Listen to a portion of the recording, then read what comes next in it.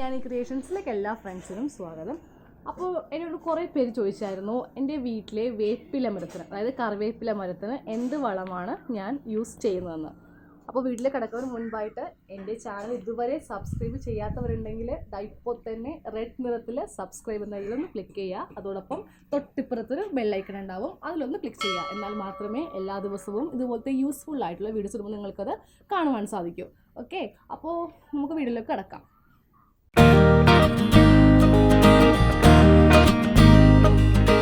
അപ്പോൾ നമ്മൾ സാധാരണയായി വേപ്പില മരത്തിൻ്റെ താഴെ, അതായത് നമ്മുടെ ഈ ചുവട്ടിൽ ചിലവർ ഈ കഞ്ഞിവെള്ളം ഒഴിക്കാറുണ്ട്, അതുപോലെ തന്നെ മുട്ടത്തൊണ്ട്, അങ്ങനെ പല സംഭവങ്ങളൊക്കെ ഇടാറുണ്ട്. പക്ഷേ ഞാനിതൊന്നും യൂസ് ചെയ്യാറില്ല.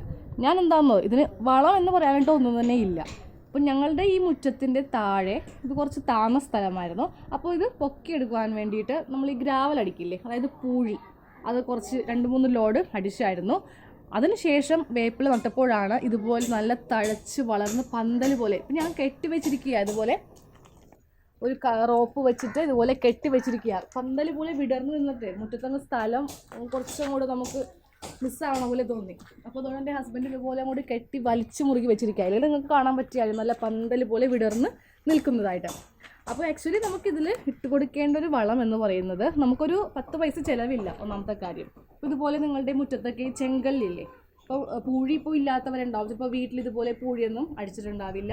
അപ്പോൾ ഒന്നെങ്കിൽ ചെങ്കല്ലെടുക്കുക, ചെറിയ ചെറിയ കല്ലുണ്ടാവും ചുവന്ന കളറിലെ, പൊട്ടിച്ച് നമുക്കിതിൻ്റെ ചുവടിലിട്ട് കൊടുക്കാം. അപ്പോൾ ചെങ്കൽ എന്ന് പറയുമ്പോൾ ഇതായത് കണ്ടില്ലേ, ഇതേപോലെ ഇരിക്കും. അപ്പോൾ ഞങ്ങളുടെ മുറ്റത്ത് നോക്കുകയാണെങ്കിൽ ഇതാ മുറ്റത്ത് ഇതുപോലെ റെഡ് നിറത്തിൽ കാണുന്നില്ലേ, ഇതിൻ്റെ അടിയിൽ മൊത്തം പൂഴിയ, അതായത് കൽപ്പൊടി എന്ന് പറയും. അപ്പോൾ അതാണ് ഈ ഇത്രയും നന്നായിട്ട് വേപ്പില മരം ഇതുപോലെ വളരാനുള്ള ഒരു കാരണം. അപ്പോൾ ഞാനപ്പോൾ ഇതുപോലത്തെ കുറച്ച് കല്ല്, അതായത് നല്ല പൂഴിമണ്ണാണിത്, നല്ല വളവുള്ള മണ്ണായിരിക്കും ഇത്. അപ്പോൾ ഇത് നിങ്ങൾക്കിപ്പോൾ വാങ്ങിക്കാനായിട്ട് നമ്മുടെ നാട്ടിലൊക്കെ ഈ മെറ്റലും അതുപോലെ ചരലൊക്കെ കിട്ടുന്ന സ്ഥലം ഉണ്ടാവില്ലേ, അവിടെ ഇതുപോലെ ഉണ്ടാവും. അപ്പോൾ നിങ്ങൾ അവിടെ ചെന്നിട്ട് പറഞ്ഞാൽ മതി, ഗ്രാവലെന്നോ അല്ലെങ്കിൽ പൂഴി, കൽപ്പൊടി, പല സ്ഥലങ്ങളും പല പേരുകളിലായിരിക്കും ഈ മണ്ണ് ചിലപ്പോൾ അറിയപ്പെടുക. അപ്പോൾ ഇത് നമ്മളുടെ ഈ വേപ്പില മരത്തിൻ്റെ ചുവട്ടിൽ കൊണ്ടുവന്ന് കുറച്ച് ഇതുപോലെ ഇട്ട് കൊടുത്താൽ മതി. ഇപ്പോൾ എനിക്കിതിപ്പോൾ ഇടേണ്ട ആക്ച്വലി കാരണം ഇല്ല, പക്ഷെ നിങ്ങളെ കാണിക്കുവാൻ വേണ്ടി ഞാനൊന്ന് ജസ്റ്റ് ഇത് ഇത്രയും മതി, കുറച്ച് മതി. ഇതുപോലെ കുറച്ച് ഇതുപോലെ മണ്ണ് ഇതിൻ്റെ ചുവട്ടിട്ട് കൊടുക്കുക. എന്നിട്ട് ഇതിൻ്റെ പുറത്ത് നമ്മുടെ വീട്ടുമുറ്റത്തുള്ള മേൽമണ്ണ് ഇട്ട് കൊടുത്താൽ മതി.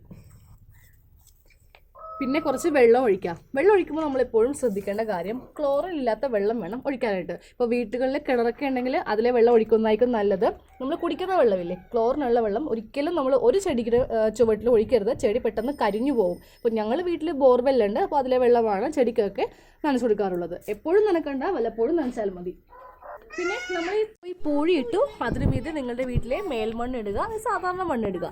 എന്നിട്ട് ഇതുപോലെ കുറച്ച് വെള്ളം തളിച്ചു കൊടുക്കുക. അപ്പോൾ നമ്മൾ വീട്ടിൽ ഇപ്പോൾ ഈ പൂക്കച്ചവടക്കാരൊക്കെ വരില്ലേ, ഇപ്പോൾ റോസപ്പൂ അതുപോലെ നല്ല നല്ല പൂവൊക്കെ വിൽക്കാൻ വന്ന ആൾക്കാർ വരില്ലേ, അപ്പോൾ നിങ്ങൾ ആ ചട്ടിയിലൊന്ന് നോക്കിയാൽ മതി, ഇതുപോലത്തെ റെഡ് നിറത്തിലുള്ള മണ്ണായിരിക്കും അവർ ആ ചട്ടിയിൽ ഇട്ടിട്ടുണ്ടാവുക. അതായത് നല്ല വെള്ളം കൊണ്ടാണ് അവരും ആ മണ്ണ് ഇട്ട് ചെടി നല്ല ഇതായിട്ട് വളർത്തിക്കൊണ്ട് വരുന്നത്. ഞാനിപ്പോൾ ഈ മുറ്റത്ത് ഈ പൂഴി ഇടുന്നതിന് മുൻപും 2-3 തവണ ഇതുപോലെ വേപ്പില മരം ഒന്ന് വെച്ച് നോക്കിയതാണ്. പക്ഷെ നിങ്ങൾ കമൻറ്റിൽ കുറേ ആൾക്കാർ കമൻറ്റ് ചെയ്ത പോലെ തന്നെ അങ്ങോട്ട് മുരടിച്ച് നിൽക്കുന്ന ഒരവസ്ഥയായിരുന്നു. പിന്നീട് ഈ മണ്ണടിച്ചപ്പോഴാണ് ഇതുപോലെ നല്ല തഴച്ച് വളരാൻ തുടങ്ങിയത്. പിന്നെ നമ്മളോട് ശ്രദ്ധിക്കേണ്ട ഒരു കാര്യം, നന്നായിട്ട് ഇതുപോലെ വളരില്ലേ, വളർന്ന് ഒരു ചെറിയ, അതായത് ഇത്രയും പാകമുള്ളപ്പോൾ തന്നെ നമ്മൾ ഇതിന് ഇലയൊന്നും എടുക്കരുത്. നമ്മൾ നല്ല ടേസ്റ്റ് ആയിരിക്കില്ലേ കറിക്കെന്നൊക്കെ ഓർത്ത് നമ്മളങ്ങ് കിള്ളാൻ തുടങ്ങും. അങ്ങനെ എടുക്കുകയും ചെയ്യരുത്.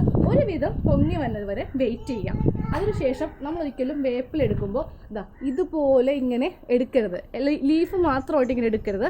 നമ്മളെപ്പോഴും വേപ്പില കിള്ളുമ്പോൾ ഇതുപോലെ കൂമ്പ് കണ്ടില്ലേ, ഇതുപോലെ കൂമ്പ് വേണം കിള്ളുവാനായിട്ട്. അപ്പോൾ എന്ത് പറ്റും, അവിടെ പുതിയൊരു ശിഖരം കിളിർത്ത് വരും. അങ്ങനെയാണ് ഇത് പന്തൽ പോലെ ഇങ്ങനെ ആവുന്നത്.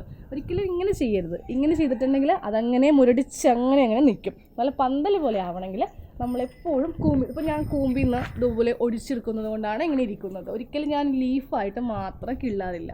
ഇതുപോലെ കൂമ്പി നോക്കുമ്പോൾ അവിടെ ഇതുപോലെ പൊട്ടി നല്ല പന്തൽ പോലെ നല്ല വിടർന്ന് നല്ല ഭംഗിയായിരിക്കും. ആരും നമ്മുടെ വീട്ടിൽ വന്നാലും ഒരു കണ്ണ് ആ വേപ്പില മരത്തിലോട്ട് ചെല്ലും. അപ്പോൾ എൻ്റെ വീട്ടിൽ വേപ്പില മരത്ത് ഇങ്ങനെ നന്നായിട്ട് വരാനുള്ള കാരണം ഇത്രയേ ഉള്ളൂ. അതിൽ ഞാനൊരു വളമോ അല്ലെങ്കിൽ ഇപ്പോൾ നമ്മൾ കുറേ വീഡിയോ കാണുമ്പോൾ അതിൽ മുട്ടത്തൊണ്ട്, ഉള്ളിത്തൊണ്ട്, ജൈവവളം, ചാണകം, ഇതൊന്നും ഞാൻ യൂസ് ചെയ്തിട്ടില്ല. സത്യം പറഞ്ഞാൽ ഈ മണ്ണ് മാത്രമാണ് ഇതുപോലെ നല്ല ഫലഭൂഷ്ടമായിട്ടുള്ള വേപ്പിലയ്ക്കുള്ള രഹസ്യം. അപ്പോൾ എല്ലാവരും ഇതൊക്കെ ഒന്ന് ട്രൈ ചെയ്യുക. ഓക്കെ, അപ്പോൾ ഞാനിപ്പോൾ ആ വീഡിയോ ചോദിച്ചുകൊണ്ട് ജസ്റ്റ് ഒന്ന് കാണിച്ചു തന്നേ ഉള്ളൂ. അപ്പോൾ സബ്സ്ക്രൈബ് ചെയ്യാത്തവരുണ്ടെങ്കിൽ സബ്സ്ക്രൈബ് തീർച്ചയായിട്ടും ചെയ്യാൻ മറക്കരുത്. ബെല്ലൈക്കൺ ക്ലിക്ക് ചെയ്യുക, നോട്ടിഫിക്കേഷൻ ഓൺ ചെയ്യുക. ഇതുപോലത്തെ നമുക്ക് നല്ല നല്ല യൂസ്ഫുൾ വീഡിയോ ആയിട്ട് എല്ലാ ദിവസവും 6:30 മണിക്ക് കാണാം.